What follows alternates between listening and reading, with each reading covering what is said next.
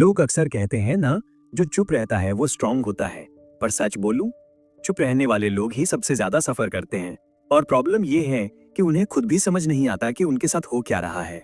इस वीडियो के एंड तक तुम क्लियरली समझ जाओगे कि चुप रहने की ये आदत तुम्हारी लाइफ को धीरे धीरे कैसे नुकसान पहुंचा रही है। सोचो एक ऐसी लाइफ के बारे में जहां तुम सब कुछ नोटिस करते हो, कोई तुम्हें इग्नोर करे, कोई अनफेयर बिहेव करे, कोई चांस तुम्हारे सामने से निकल जाए। तुम सब देखते हो पर बोलते कुछ नहीं। ऑफिस हो, घर हो या दोस्ती, हर जगह तुम एडजस्ट कर लेते हो, समझा लेते हो खुद को और चुप रहते हो। लोग तुम्हें देख के कहते हैं बहुत मैच्योर है यार, पर असली मीनिंग होता है ये बंदा कभी प्रॉब्लम क्रिएट नहीं करेगा। लोगों को लगता है कि क्वाइट लोग इंट्रोवर्ट होते हैं, उन्हें ड्रामा पसंद नहीं होता, वो स्ट्रांग होते हैं, स्टेबल होते हैं। पर ये पूरी सच्चाई नहीं है। सच ये है कि कई बार चुप रहना तुम्हारी चॉइस नहीं होती, ये एक आदत बन जाती है। और यहीं से दिक्कत शुरू होती है, क्योंकि एक बात है जो कोई सीधा नहीं बोलता। चुप रहने वाले लोग इसलिए चुप नहीं रहते क्योंकि वो शांत होते हैं।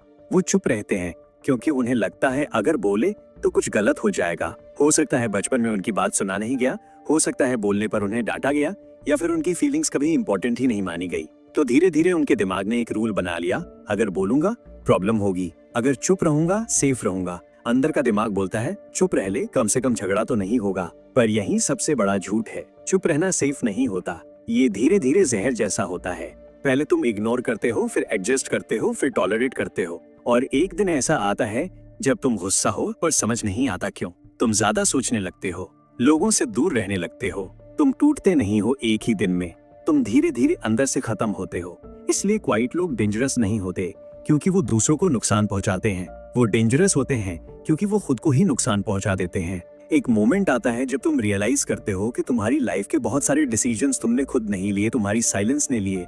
प्रमोशन किसी और को मिल गया, रिस्पेक्ट किसी और को मिल रही है, और तुम बस अच्छा इंसान बन के रह गए। अगर फीलिंग्स बोल सकती होती ना, तो यहीं पे वो हार मान लेती। और अब सुनो सबसे इंपॉर्टेंट बात, चुप रहने का सबसे बड़ा नुकसान ये है, लोग कभी नहीं सीखते कि तुम्हारी लिमिट्स क्या हैं। दुनिया उनकी सुनती है जो बोलते हैं, जो बोलता है वही दिखता है। तुम्हारी सैलरी हो, तुम्हारी रिलेशनशिप्स हो, या तुम्हारी सेल्फ रिस्पेक्ट, सब पर असर पड़ता है सिर्फ इसलिए क्योंकि तुमने टाइम पर अपनी बात नहीं रखी। लोग साइलेंस को डेप्थ समझते हैं जब तक वो तुम्हारा फायदा उठाना शुरू नहीं कर देते। प्रॉब्लम ये नहीं है कि तुम चुप रहते हो, प्रॉब्लम ये है कि तुमने बोलना सीखा ही नहीं। कॉन्फिडेंस का मतलब चिल्लाना नहीं होता, कॉन्फिडेंस का मतलब होता है जब जरूरत हो तब अपनी बात कह पाना। और नेक्स्ट वीडियो में मैं तुम्हें दिखाऊंगा कि क्वाइट लोग बिना एग्रेसिव बने कैसे रिस्पेक्ट और पावर बिल्ड कर सकते हैं।